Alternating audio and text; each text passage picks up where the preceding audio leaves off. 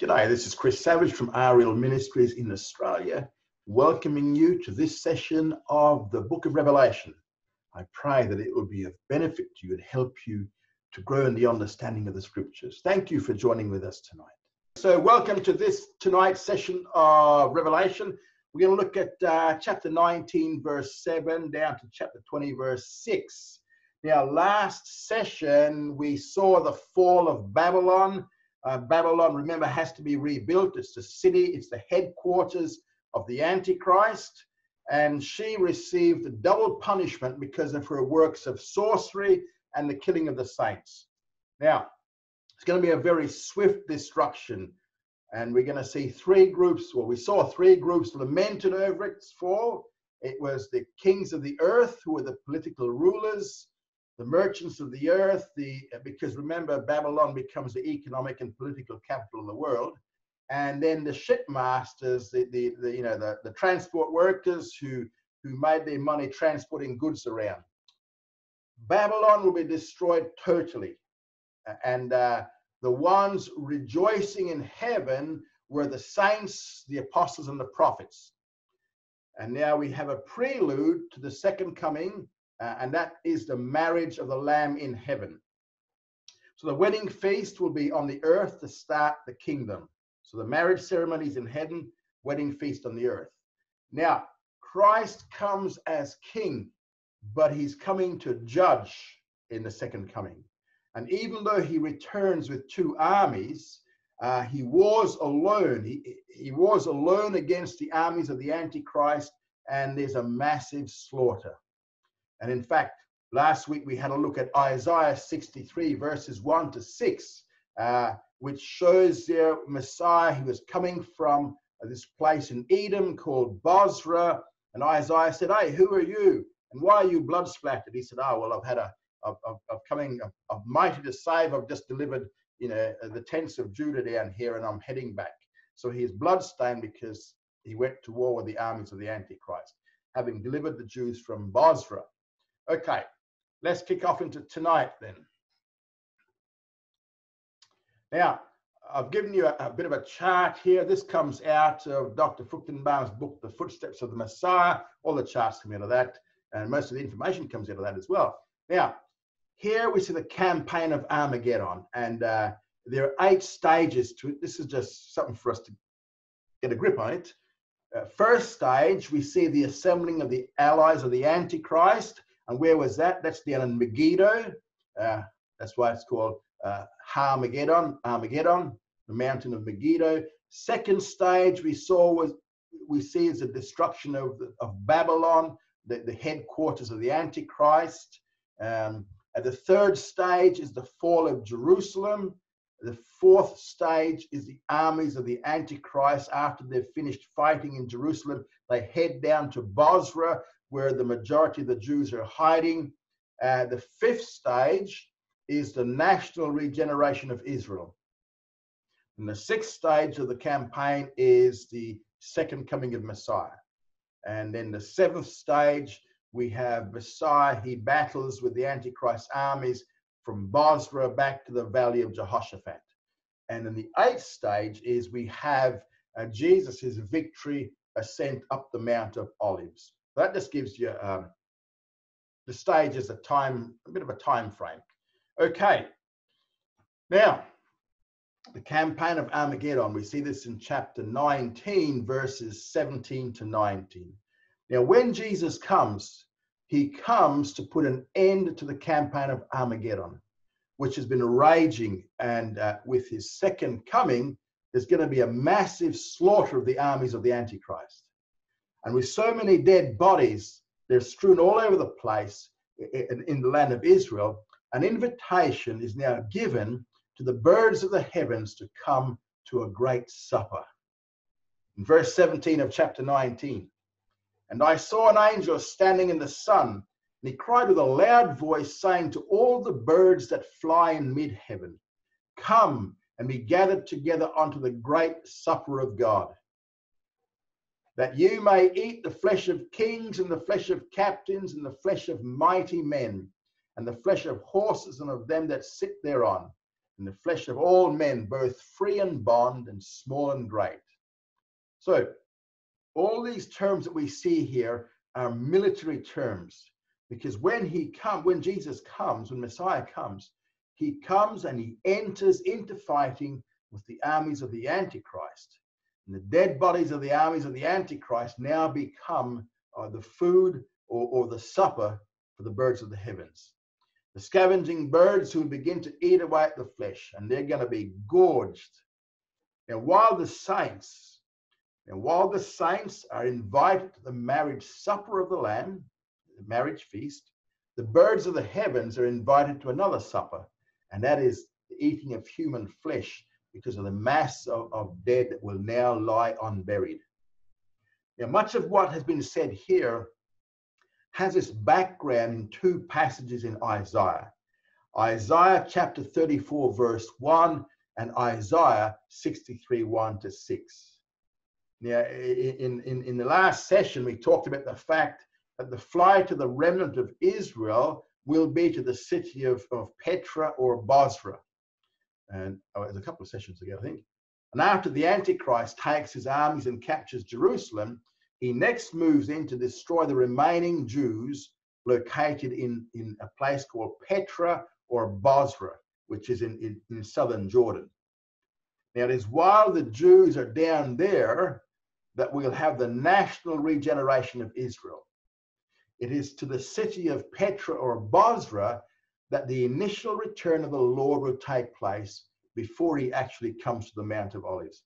He doesn't come to the Mount of Olives first up. He goes down to Petra or Hebrew Bozrah to deliver the Jews who are in hiding down there, because that's where the Antichrist is heading to wipe them out. So they went in the last 3 days of the tribulation. They recognize that he's the Messiah and they call for his return. And he returns.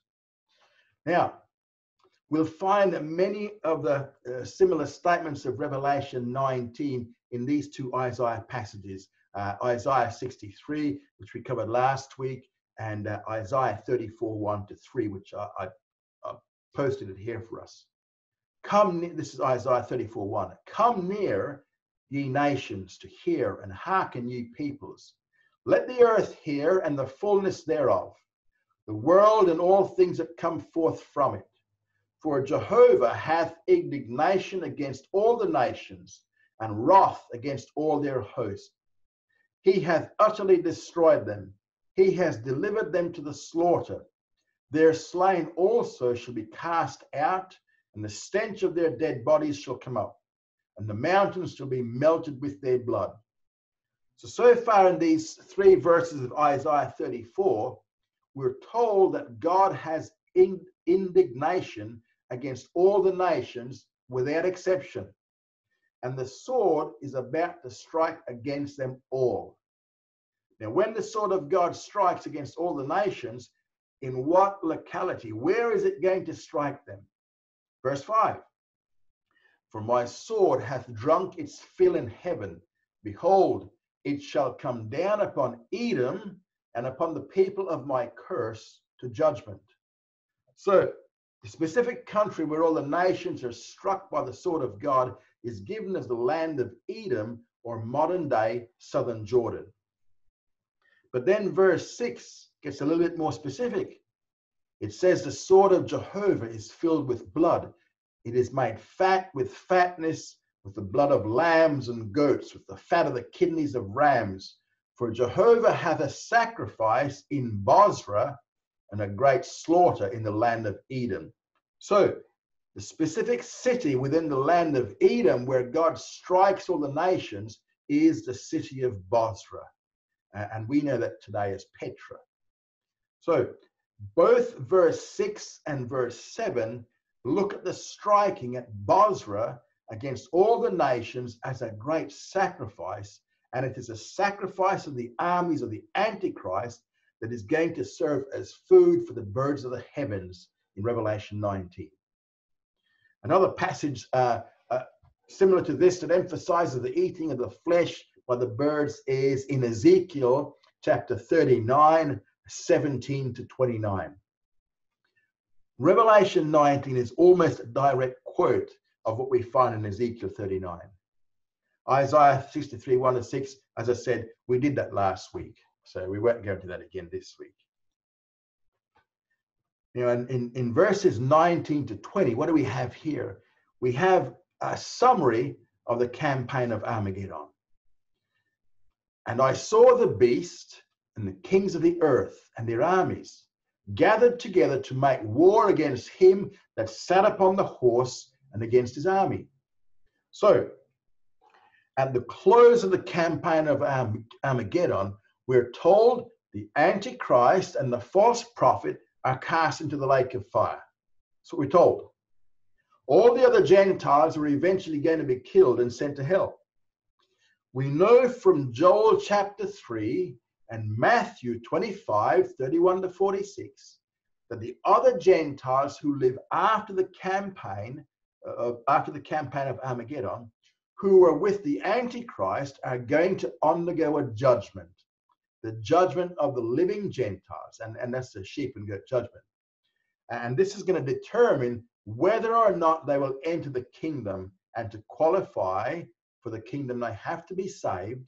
And the way they will be tested is by their outward actions. So what I'm trying to say here, it basically is during the campaign, during the tribulation period, it's going to depend upon how the Gentiles treated the Jewish people. Those who were pro-Jew, they were believers. Those who were anti-Jew, they were not believers. So what we're going to see is their works will prove their faith or their lack of faith. So those who are believers will prove their faith by their pro-Semitic acts during the tribulation, and they will enter the kingdom.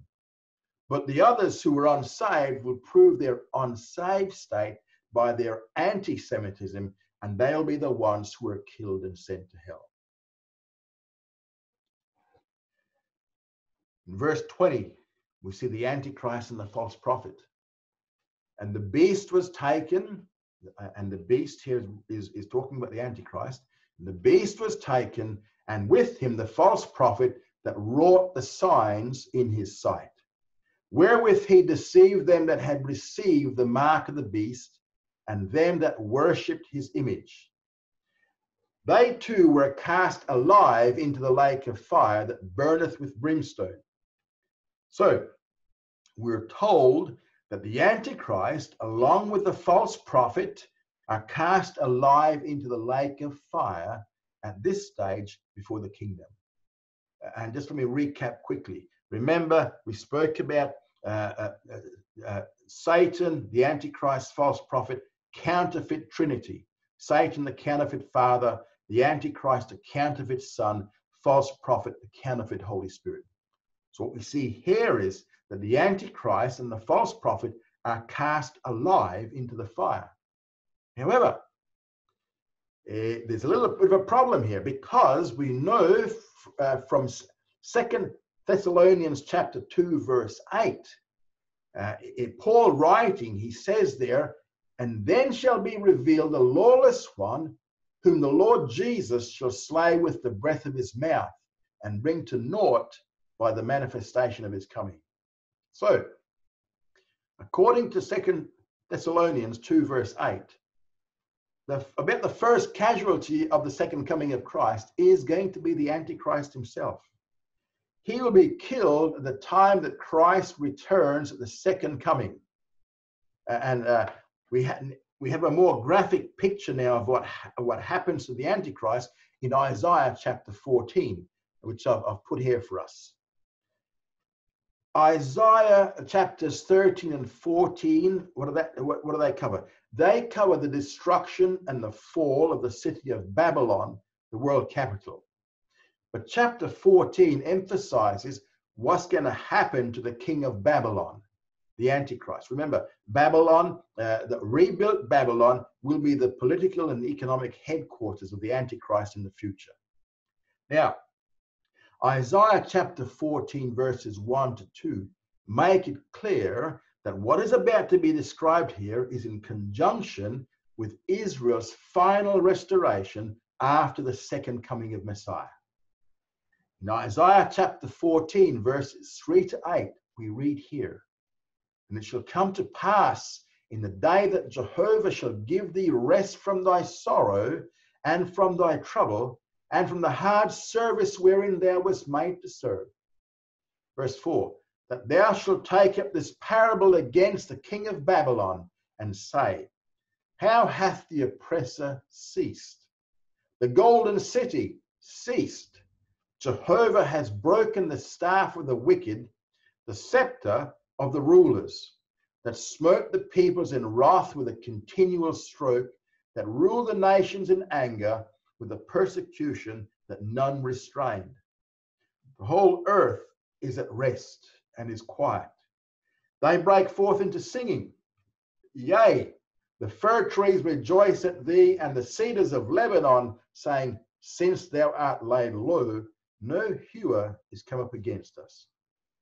So the parable we see in Isaiah 14 here is in the form of a song which will be taken up as a taunting song against the king of Babylon, who is the Antichrist.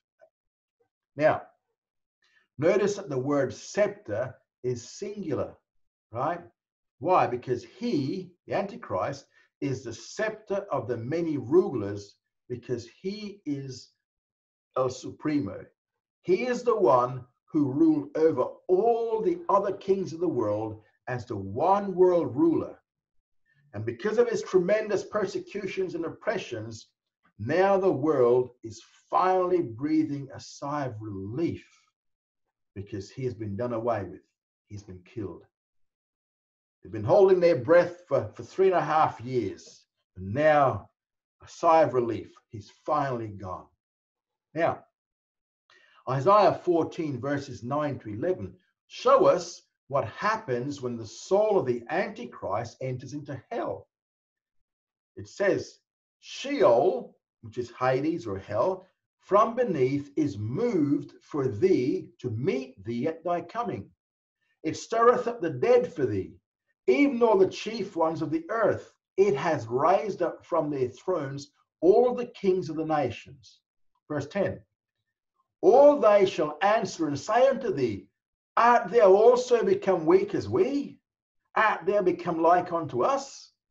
Thy pomp is brought down to Sheol, and the noise of thy viols, the worm is spread unto thee, and worms cover thee."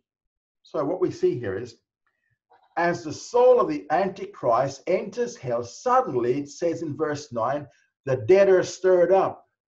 The Hebrew word for dead here simply means shades. Shades. All of a sudden, the shades are stirred in astonishment. Why? Because the ones who were kings in the earth with all their pomp and glory now in hell end up merely being in shades of existence. And they sit on thrones, but they are only shades of existence. Now, as the Antichrist moves into hell, all these former kings of the earth, including the 3 he was responsible for killing, they suddenly rise up in utter astonishment from their thrones. They are surprised that he too has ended up in the same place that they were. It astounds them that this one who has been in such great pomp, the one who has ruled the world, the one who has claimed to be God and tried to prove it by counterfeit miracles, signs and wonders, now he's been reduced to a mere shade of existence like they are. And this causes astonishment with them. But no sooner do these shades, or these shades of existence, these people these ones in Sheol or hell, no sooner do they get stirred up out of their thrones in astonishment than they merely begin to fade away into shadowy existence. In Isaiah verse 16 of chapter 14, the picture now shifts from what is happening in hell with the soul of the Antichrist to what is happening with the body of the Antichrist on earth.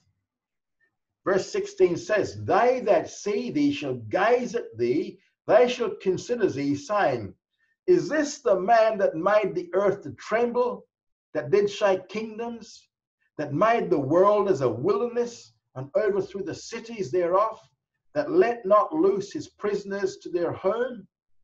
All the kings of the earth, all the kings of the nations, all of them sleep in glory, everyone in his own house. But thou art cast forth away from thy sepulchre like an abominable branch, clothed with the slain, that are thrust through with the sword, that go down to the stones of the pit, as a dead body trodden on the foot. Thou shalt not be joined with them in burial, because thou hast destroyed thy land. Thou hast slain thy people. The seed of evildoers shall not be named forever. Now, so on earth, as for the body of the Antichrist, back on earth, what do we see? Everyone that passes by can see the body lying there, and they gaze at it also in astonishment that this one, the king of the world, has been reduced so quickly to nothing but a dead body. And plus, his own men who are dead themselves actually cover his body. They're lying across his body. His own body is simply covered by the slain members of his own armies. While other kings of the past are resting in their final resting place in great tombs, great sepulchres, as for the Antichrist, the passage clearly states here that he will never be buried.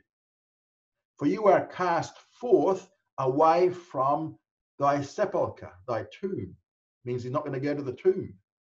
He will not join him in burial. He will not lie in the sepulchre he may have built for himself. So 2 Thess 2:8 clearly stated that the Antichrist is killed, and at the very point of the second coming of Christ, that's when he's killed. His soul does enter into hell, but Isaiah clearly states that his body never reaches the point of burial, and to know why it doesn't reach the point of burial, we now need to go back to Revelation 19:20. And that is, he will be resurrected at this stage, so that he is now going to be cast alive into the lake of fire. So there's a sense of poetic justice here, because in what we're seeing here, because so far in our studies, what we've seen is that the Antichrist tried to play the role of the counterfeit son, the counterfeit Christ. Remember, we saw there was a multiplicity of names. He had a lot of different names for the Antichrist. Also, we see that there was a counterfeit virgin or supernatural birth, right, through Satan the Father. There's been a counterfeit death and resurrection, and now Christ is going to allow the Antichrist to play out the role of the counterfeit son right to the end. Now, the Bible, we'll see in chapter 20 of Revelation, verses 5-6, the Bible speaks about a first resurrection and a second resurrection in the same chapter, chapter 20. The first resurrection concerns the resurrection of all true believers, and the second resurrection concerns the resurrection of all unbelievers. Resurrection of Jesus Christ is considered to be the first fruits of the first resurrection. Now, the resurrection of the Antichrist will be considered the first fruits of the second resurrection. And just as Christ was resurrected to an eternal state before any other believer was resurrected, in the same way, the Antichrist will be resurrected before any other unbeliever is resurrected. Now he's being resurrected into his eternal state. He can't die again. So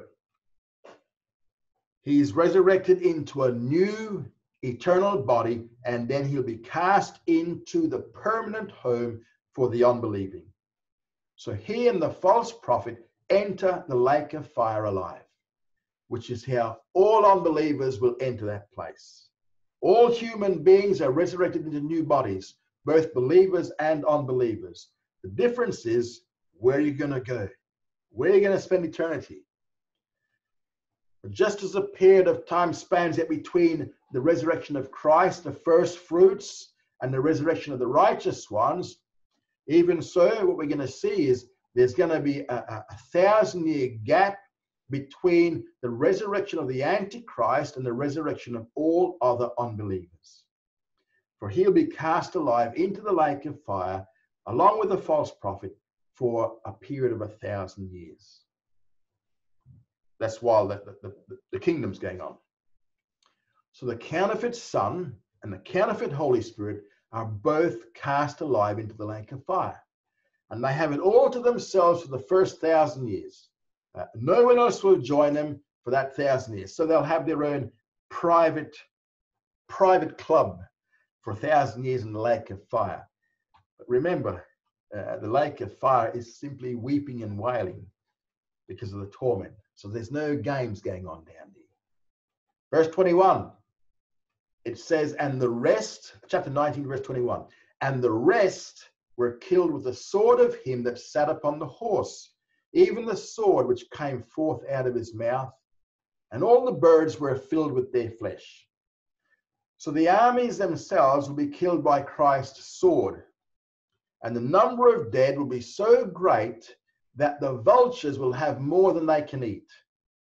The defeat of the earth's wicked will then be complete and will be finalized as later judgments search out the unsaved in other parts of the earth and dispense with them, kill them. And we see that from Matthew 25, verse 31 to 45.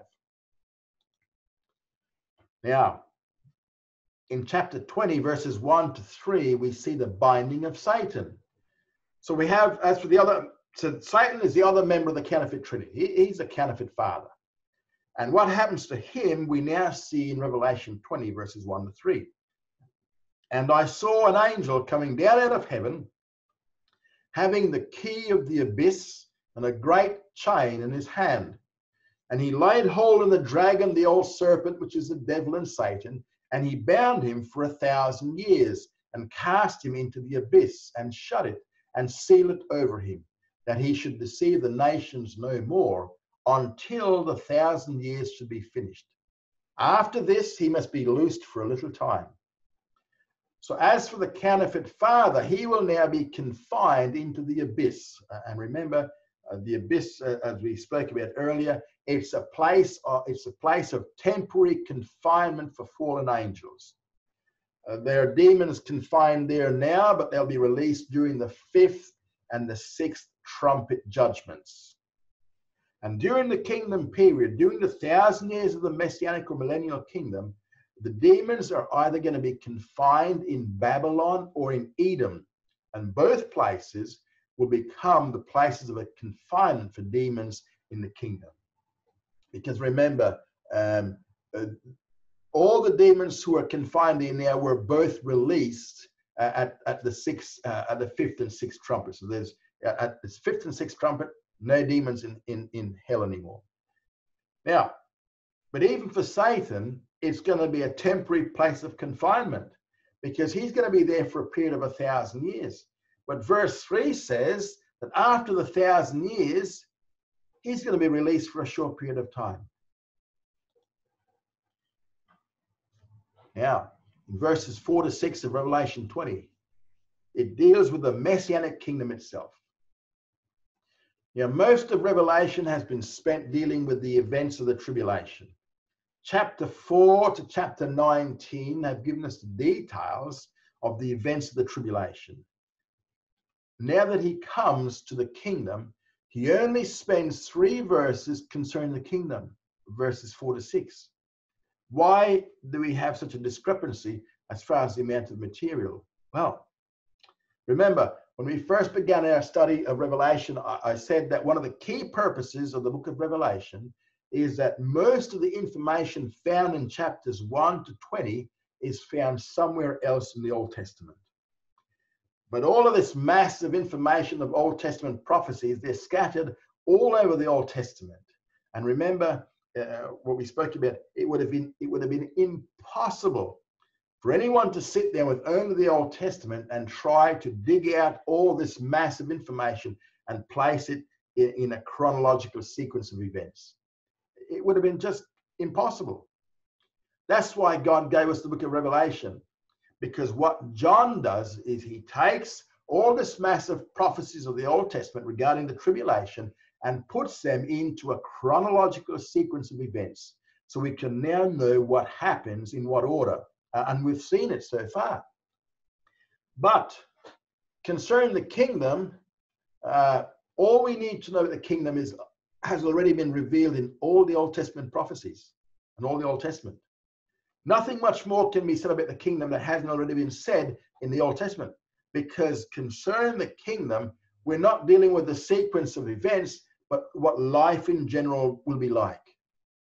However, there are two things which were never revealed in the Old Testament regarding the kingdom. They were never revealed by the Old Testament prophets. No Old Testament prophet ever told us how long the kingdom will last. They never told us that. Not a single Old Testament prophet told us how long it will be. That's one contribution that Revelation 20 now makes. It tells us how long the kingdom will be. It will be for 1,000 years in length. A second thing the Old Testament prophets never told or never revealed is, how does the kingdom end? How does it come to end? And as far as the Old Testament prophets were concerned, it was never going to come to an end. It was just going to continue on. But that's what chapter 20 now tells us. It tells us how it comes to an end. And so, how does it come to an end? It comes to an end when Satan is released. That is the end of the 1,000 years. So, those two things were never revealed by the Old Testament prophets, but it's now revealed by chapter 20 of Revelation. It reveals how long the kingdom's going to last for 1,000 years, and it's going to reveal how does the kingdom end. It ends when Satan is released. In Revelation 20 verse 4, talking about the reign of Christ here, reign of Messiah. And I saw thrones, and they sat upon them, and judgment was given unto them. And I saw the souls of them that had been beheaded for the testimony of Jesus, and for the word of God, and such as worship not the beast, neither his image, and received not the mark upon their forehead and upon their hand. And they lived and reigned with Christ 1,000 years. So in verse 4, we're told there are saints who are co-reigning with Christ, and we see three different groups of saints in this one verse. They are the saints who have received judgment, and these would be the church saints, and the judgment refers to is the judgment seat of Christ that will take place after the rapture and before the marriage ceremony in the second coming. Remember, this is a judgment of the believer's works. And in fact, it is this judgment that will determine the position of each church saint in the kingdom as to his authority. Second group of saints is the ones who have been beheaded for the testimony of Jesus and for the word. So these are the believers who will be martyred during the first half of the Great Tribulation. And these were mentioned under the fifth seal of the first half of the tribulation. And we have a third group now mentioned. And these are those who did not worship the Antichrist or his image, nor did they receive the mark of 666 on their forehead or on their right hand. So since these things, the mark, were initiated only at the midpoint of the tribulation, this third group of saints are those of the second half of the Great Tribulation. So we have both church saints and tribulation saints who will co-reign with Christ for 1,000 years. Now, the first resurrection involves a resurrection of believers only. And we see this in Revelation 20, verses 5 to 6. The rest of the dead lived not until 1,000 years should be finished. This is the first resurrection. Blessed and holy is he that has part in the first resurrection. Over these the second death has no power, but they shall be priests of God and of Christ, and shall reign with him 1,000 years.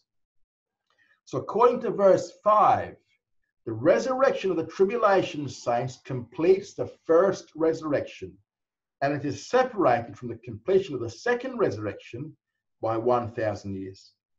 And the second resurrection is the resurrection of the unbelievers. The point of verse 6 is that first resurrection involves believers only, and that's why it's blessed and holy to be a participant in the first resurrection.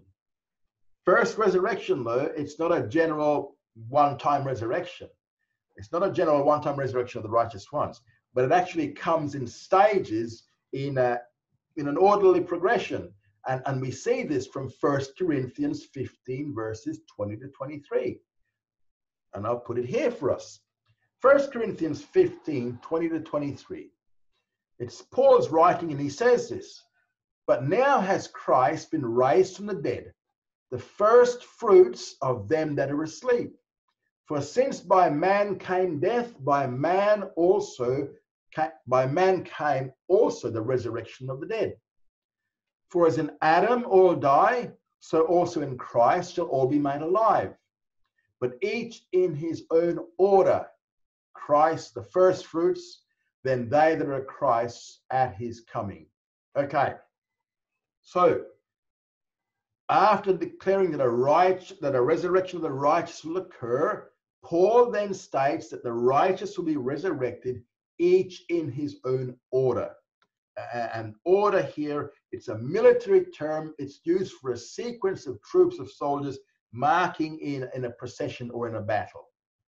So there's one troop division first, another one following after, so on and so on. The point here is that all the righteous will not be resurrected at the same time, but rather in a definite sequential order. First resurrection includes these 5 stages. First was the resurrection of Christ Jesus in verse 23. He is the first fruits of the first resurrection. Then second is the resurrection of the church saints at the rapture of the church. And we see that in 1 Thessalonians 4, verse 16. And that's prior to the Great Tribulation. The third will be the resurrection of the 2 witnesses in the middle of the tribulation. The fourth, then will come the Old Testament saints, and we see this from Isaiah 26, verse 19, and Daniel 12, verse 2. And this happens during the 75-day interval after the tribulation. There's a 75-day gap between the end of the tribulation, start of the kingdom. Now, and then fifth, we have the tribulation saints, which we see in verse 4 of this chapter 20. So the first resurrection will be totally complete with the resurrection of the tribulation saints. So the first resurrection is in 3 stages. Second resurrection, we're going to see later, will be in 2 stages. But this completes the first resurrection when the tribulation saints are resurrected.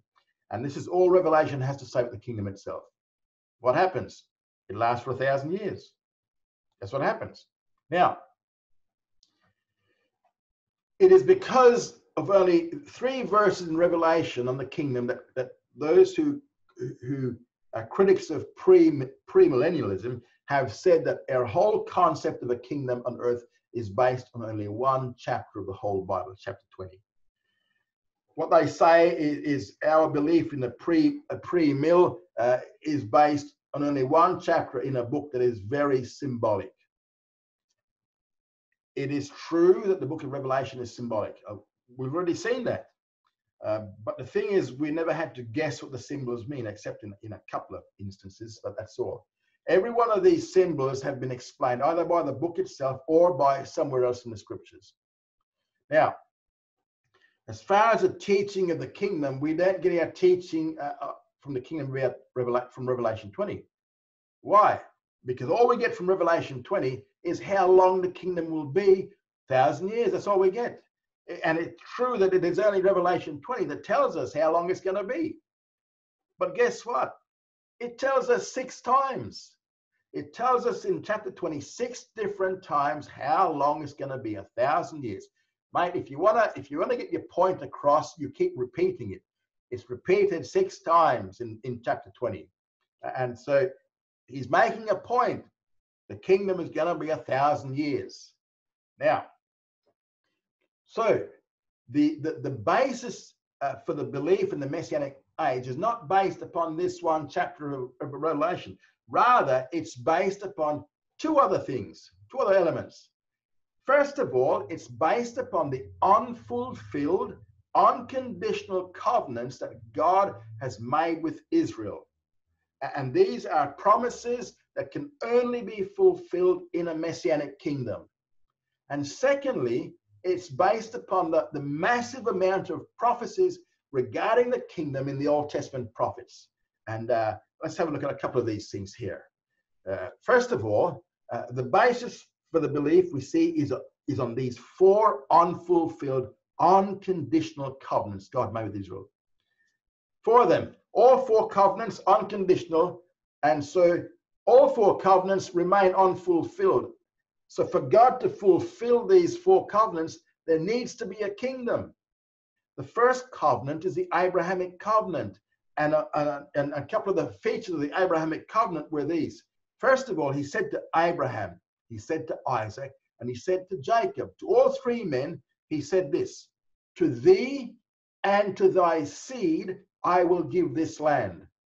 So the promise was not simply to Abraham's, Isaac's, or Jacob's seed, but it was to thee, to Abraham, Isaac, and Jacob, and to thy seed, all their seed, I will give this land. But guess what? Abraham, Isaac, and Jacob, did they have the land? No. All they had was one cave. They possessed one burial cave, and they had to buy that. They had to pay for it. It cost them a lot of money.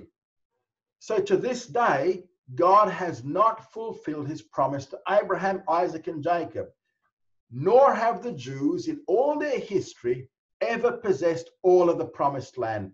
And for God to fulfill his promises to Abraham, Isaac, and Jacob, there must be a resurrection of these 3 men, and there must be a kingdom in which for the first time they and their seed will possess all of the promised land.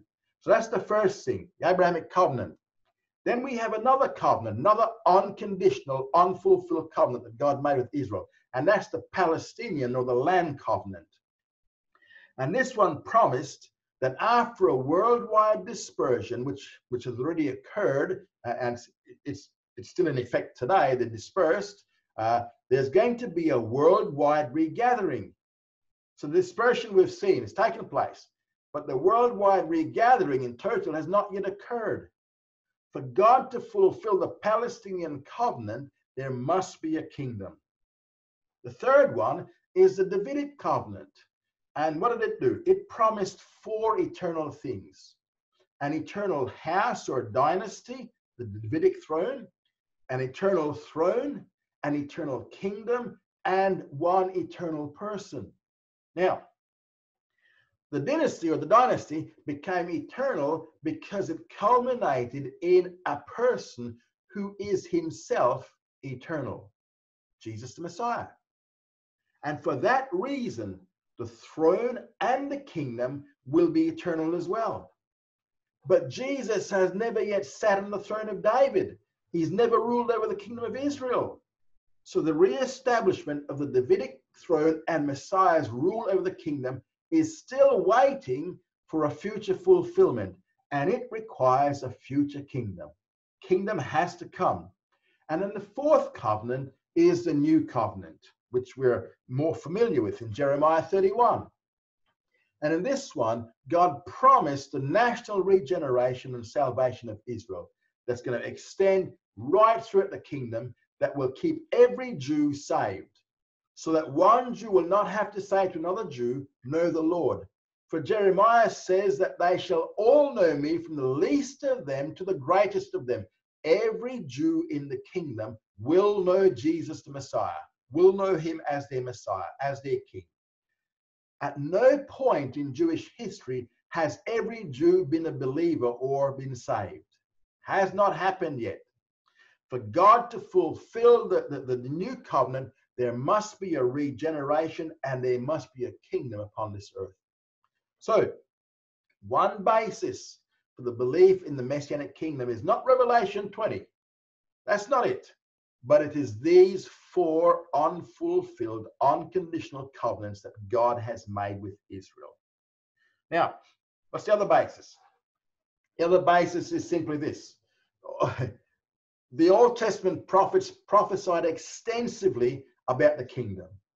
And all the features and facets of the Messianic kingdom have already been revealed in the Old Testament. And it portrays the general characteristics of life in the kingdom. While the Old Testament prophets foresaw a long period of time of a peaceful Messianic reign, they didn't reveal just how long this would be. They weren't able to. They didn't know how it ended. But there's extensive prophecies regarding the kingdom. Now, there's so much material in the prophets, you know, we're just going to skim over it just quickly, just to give you a burst. There's three basic areas we look at: government of the kingdom, Israel in the kingdom, Gentiles in the kingdom. We're studying Revelation, but I thought I'd throw this in anyway, just to give us a bit of a burst on it. The government of the kingdom is going to be headed up by Jesus Christ, the first and the last, King Jesus.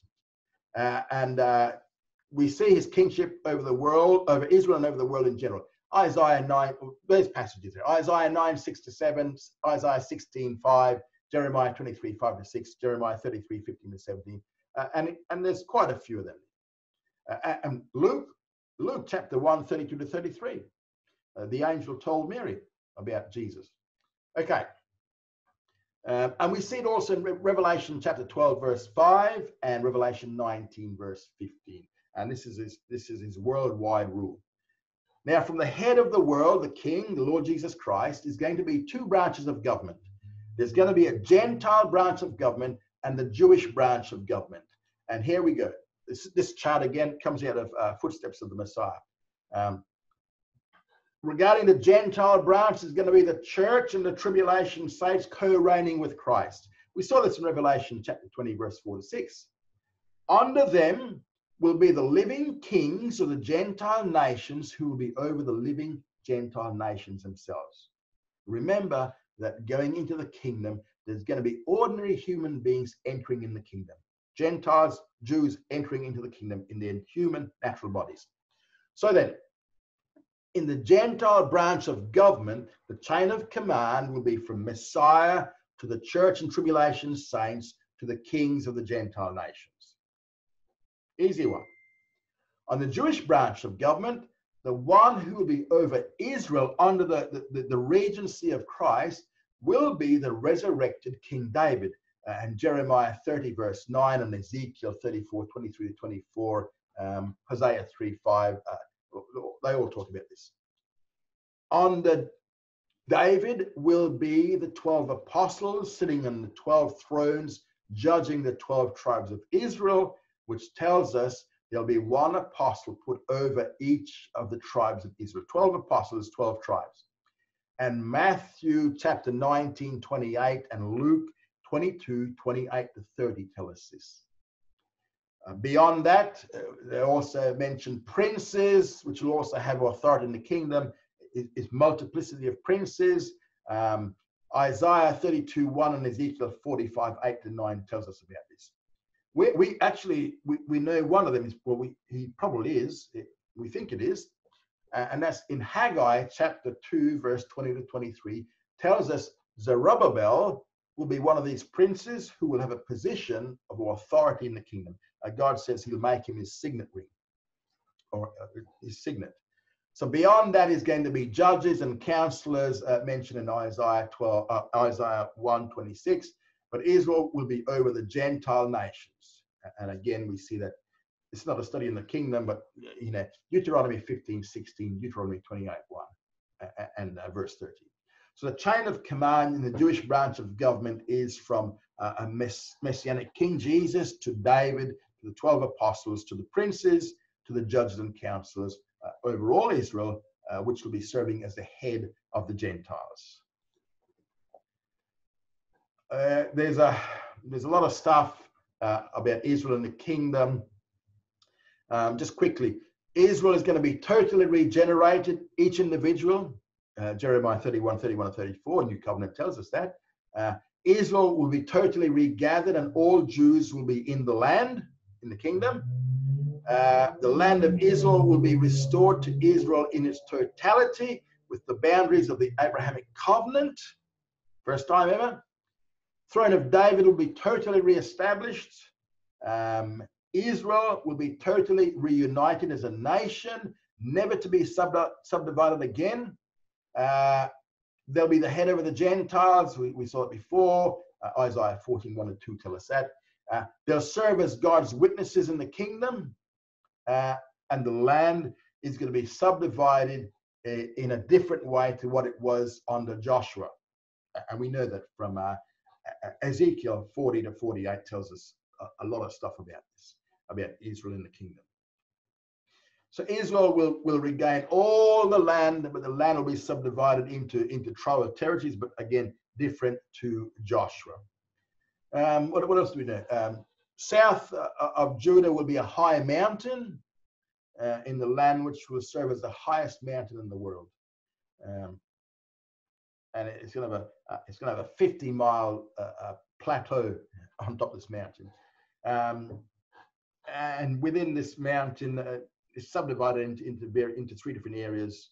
You know, three sections. Northern section, just quickly, will be 20 miles by 50 miles, 50-mile plateau, 20 miles deep by 50 miles wide. And in the very center of this first section is going to be the fourth temple of the Bible, the Millennial Temple. And this temple, the size of this temple is 1 mile square. It's a big temple, 1 mile square. Okay, that's a bit of stuff on Israel and the kingdom. Okay, now the Gentiles who survive the judgment of the Gentiles for their treatment of Israel are the ones. So at the end of the campaign, Jesus sets the Gentiles up and he then judges them, sheep and goat Gentiles, right? So the Gentiles who survive this judgment, and these are the ones who survive because they placed their faith in Messiah and they knew that they had to look after the Jews, so they were good to the Jews.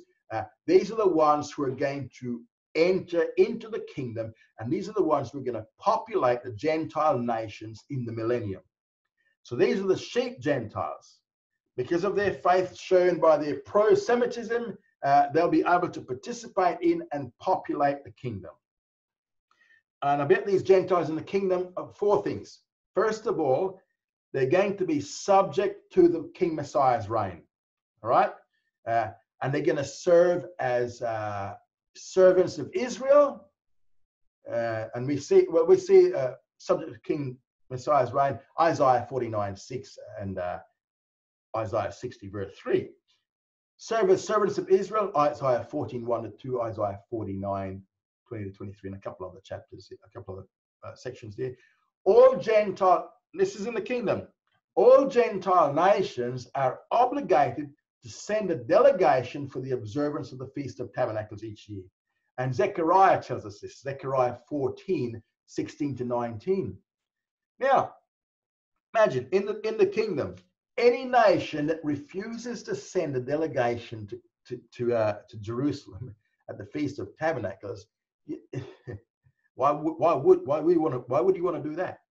Any nation who fails to send someone in this time in the Feast of Tabernacles are going to be punished. How? By a lack of rain for 1 year. They're going to be in drought for 1 year. And no rain. You don't turn up for the Feast of Tabernacles, your nation has no rain. Finally, we're going to see that there are going to be two desolate spots in the kingdom. And this is in the restored, renovated earth. There's going to be two desolate spots. And while the whole world is now fantastic, beautified, two spots are not. And two spots becoming a burning wasteland for 1,000 years. And these two spots are the abode or where demons are now confined. Because remember, the demons came out of the abyss in the judgments. First one is Babylon, and we see this from Isaiah chapter 13:20-22, and Jeremiah 50:39-40, and Revelation 19:3. The second one will be Edom, southern Jordan, down in southern Jordan. Well, that's what Edom is, southern Jordan.